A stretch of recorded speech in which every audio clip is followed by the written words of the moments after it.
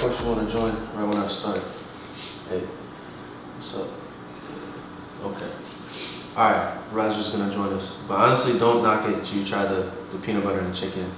I know it sounds a little crazy, but at least, I mean, I know I'm cutting when I start combining stuff like that, to be honest, but it's pretty good. I separate the hot sauce and the peanut butter. Otherwise, that'd be nasty. So I get like half chicken rice with the green chili sauce, and then half chicken rice and peanut butter. It's good. I just want a little bit of fat in the morning, and I could do avocado, but at this point, I'd just rather spend the fat on some peanut butter because I like it just a little bit more. But who knows? I might switch that up. Anyway, that was meal one, and I wanted to take a second to go over carb cycling since I mentioned it in the last video. And now that I'm past 2 weeks, now I'm starting to implement a carb cycle just to keep me a little more sane on the diet. Plus, really like my bigger sessions, so leg sessions, chest days, those days I want a little bit more energy, so I like having the extra carbs. So I'll put it up on the screen here. But this is what my carb cycle is looking like now. Really the key here is making sure my weekly total stays the same. So what I did is in the last video, when I calculated my macros, I took that 344 grams of carbs and then multiplied it by 7 for the whole week.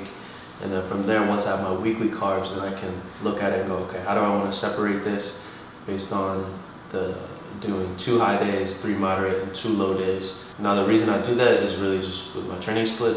I'm training 6 days a week with off days on Sunday. So Sunday as a rest day is going to be a low carb day.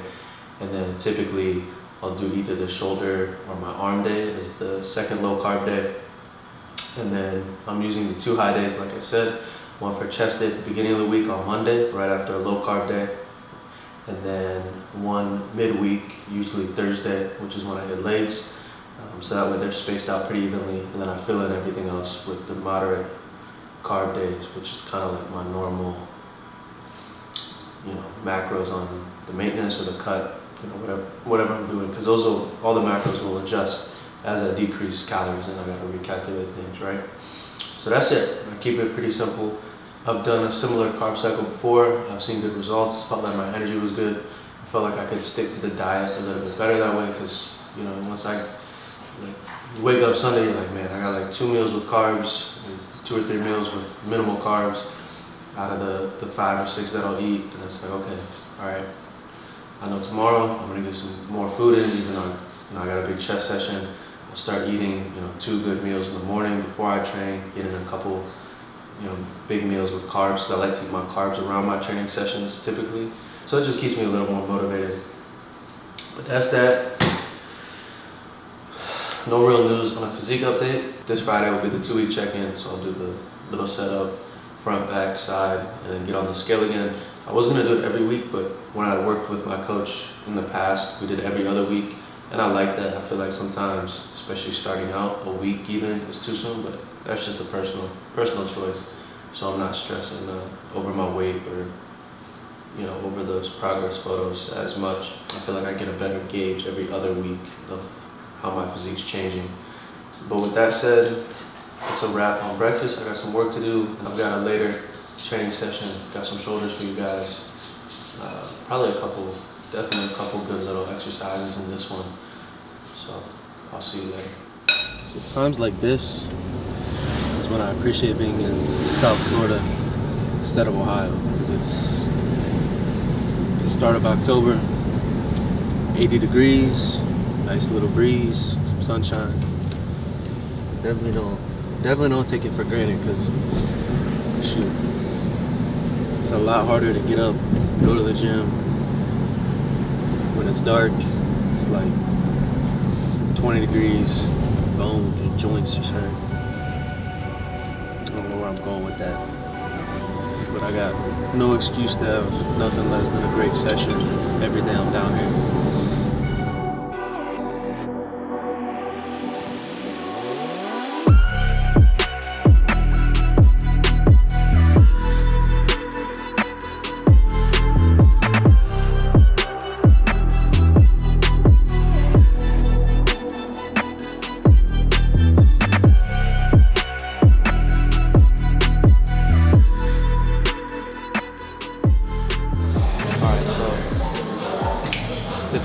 cuff warm up that I like to start with. First exercise is going to be a heavy dumbbell press, but I want to build up to that weight. So 3 heavy working sets, probably like the 8 to 10 rep range.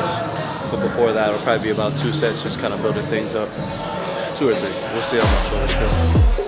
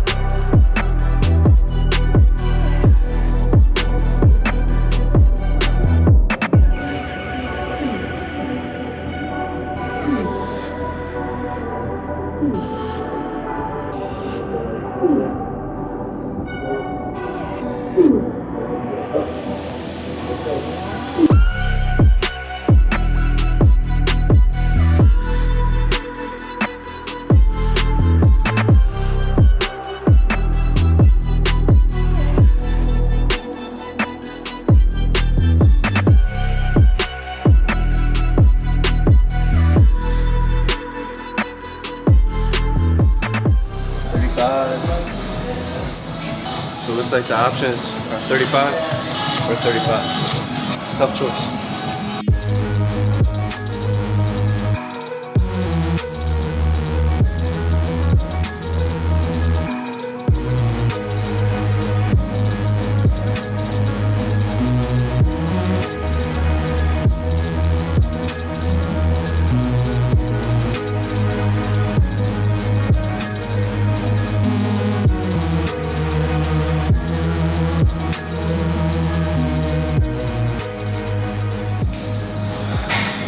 So it's just about like, I say 10 and 10, but if I don't have a good rep, or I feel like it took me 2 or 3 to really feel it, I'll do 12 or 13, because all right, after 2 were kind of but 3 was good, so 3 is 1, you know? And then it's kind of getting that zone. Like these I'm doing a little faster because I'm going heavier from the jump, slowing down the 20s after the drops in a little bit, so I can really swing them when I'm standing, but I want to feel the weight on my lateral head of my delt, so slow that part down with the 35s, swing a little bit, get it up a little more aggressively.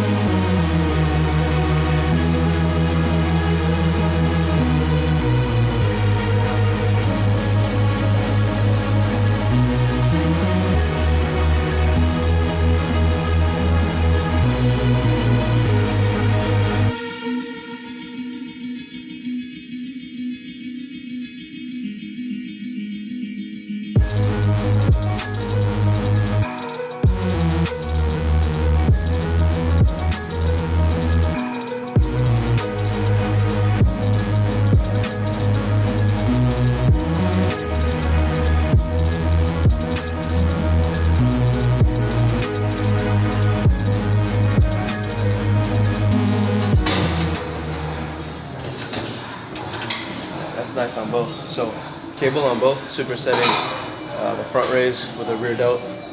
And this one's nice.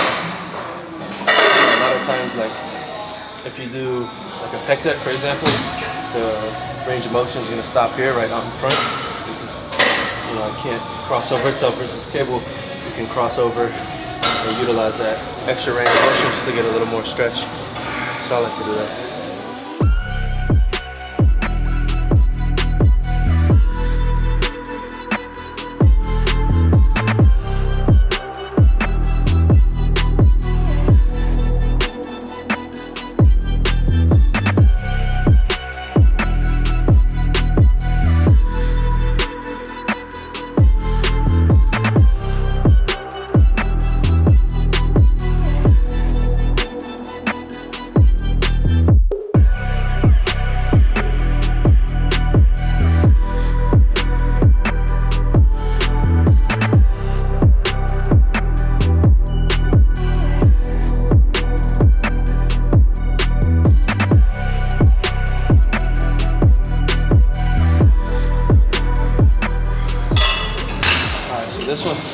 finish off shoulders with 4 sets on here. You know who showed me that? I think I told you, Mike, but who showed me this was a competitor named Stephen Cow. It's an IFBB men's physique guy, crazy shape, and the dude really knows his training. He has a YouTube channel. Definitely search him up if you guys want to see more like competition style training. I think he documents a lot of his preps too, Mike. Stephen does. But he's a good dude. But he showed me this. We were training together last week. But you get a good stretch at the top, kind of let it pull your shoulders forward just a little bit, and then you still want to initiate the movement with your rear delt. Come back, squeeze. It's just a good little seated variation. Kind of get in that groove of it and really key in, hone in on the rear delt. It feels good.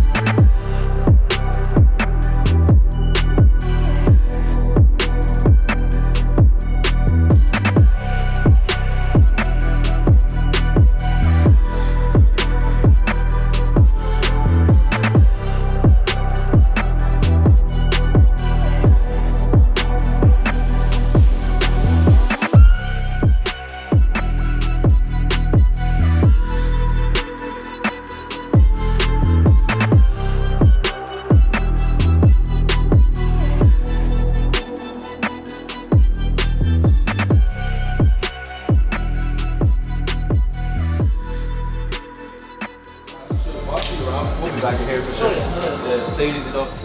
Alright, so that's the session. I mentioned getting a DEXA scan. Life's crazy, you know, things happen. But I haven't had time to schedule it. And tomorrow I leave because I'm going back out to California for a little bit. So for sure I'll do my body fat percentage. So I think one or two you asked in the last video in the comments. But I'd probably be like right around 11%, something like that. That's what I sat at for a while. So like I said, like you guys saw the starting progress photos. So I'll do it before and after for sure. But for sure, the DEXA scan when I get like actually peeled, you know, that'll be interesting to see what my actual body fat percentage is when I'm looking the way I want to look. So I'll probably catch you guys out in Cali. Yeah. I think maybe share with them the whole training split for the cut. That'd be a good one for the next video. Yeah.